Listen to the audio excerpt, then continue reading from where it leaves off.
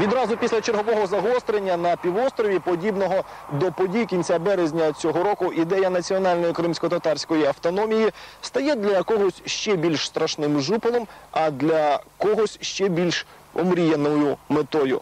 Офіційний Київ поки що намагається уникати відвертої дискусії на цю тему, зокрема і для того, щоб не давати зайвих козирів радикалам, яких стає дедалі більше серед кримсько-татарської громади автономії.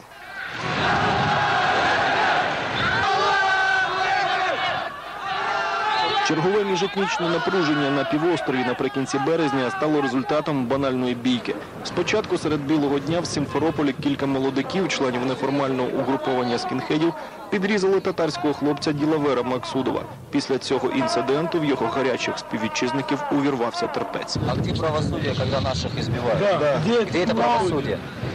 Это доходит уже и до славянских людей. Когда по беспределу заходят в бар... Десятилетнюю девушку изнасиловали, 10 человек, и вы на это не смотрите.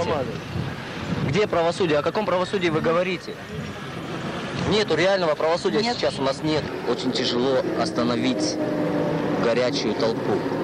Это равносильно тому, что сейчас мы боремся с этими скинхендами. И нам говорят, вы нарушаете права. Мы нарушаем права, но, извините, когда твоего брата младшего, когда твою сестренку избивают, насилуют, я не вижу, я не знаю такого человека, который на это будет смотреть сквозь пальцы. В ніч на 24 березня група кримських татар помстилася за поранення співвітчизника. Після бійні в одному з симферопольських барів до лікарень потрапило вже 9 осіб, переважно слов'янської національності. Татари вийшли на вулиці, блокували дороги й установи. Правоохоронців було приведено у підвищену бойову готовність. В Криму знову стало гаряче. Ми завжди успіваємо удержувати своє населення від своих соотечественников от каких-то таких насильственных действий. Ну, к счастью, к сожалению, вот в этот раз, ну, может быть, состояние аффекта, в котором находились ребята, не позволило удержаться от этого. Я могу сказать, как начальник главка, идет не всем крымским татарским народом. Крымско-татарский народ, мы делали, хочет мира, хочет жить спокойно, хочет процветания автономного Крыма, хочет быть в единстве. А отдельные лидеры, просто экстремисты, они это планово все делают для того, чтобы разжечь национальную, межнациональную войну в Криму. Жупелом кримсько-татарської національної автономії публіку періодично лякають, зокрема, і ті політики, хто постійно підігріває суперечки на півострові. Пока не будет национальной автономии в Крыму крымских татар, ни о какой стабильности речи быть не может. Мы все равно будем добиваться этого. В любом случае. Но это не сразу будет, может быть, но постепенно-то надо что-то делать. Но у меня каждый год, а иногда по несколько раз в год будоражит поселок группа определенных лиц, которая приезжает и которая непонятно с какой целью провоцирует местные жители. Я уже буду называть и украинцев, и крымских татар местными жителями. Потому что 10 лет нас уже уравняло. И экономически. Вот. Кому-то это просто выгодно.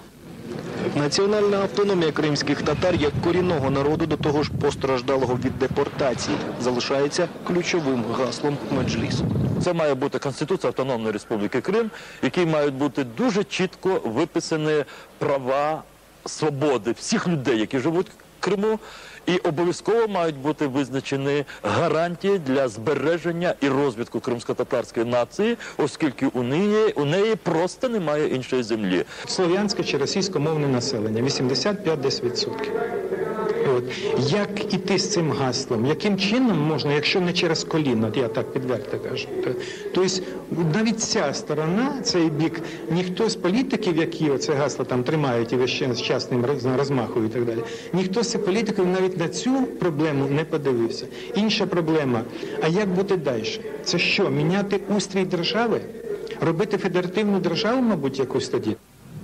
Сам принцип поділу на корінних і некорінних кримчан природньо лякає російську громаду півострова. Більшість боїться перетворитися на людей другого сорту, якщо татарській меншості вдасться реалізувати свої мрії. З одного боку, хронічно невдоволені мусульмани-татари із пам'яттю про власну державність у Кримському ханстві, допомогою від Туреччини та подекуди сумнівних арабських фондів. З іншого, Росія із безперестанними політичними зазіханнями на Крим, військовою базою в Севастополі і соціальною підтримкою серед населення. Отже, якою має бути відповідь України на гасло кримсько-татарської національної автономії? Или да, территория Крымского ханства – это последняя недеколонизированная территория, и тогда мы кладем 30 лет на то, чтобы этот развод осуществить.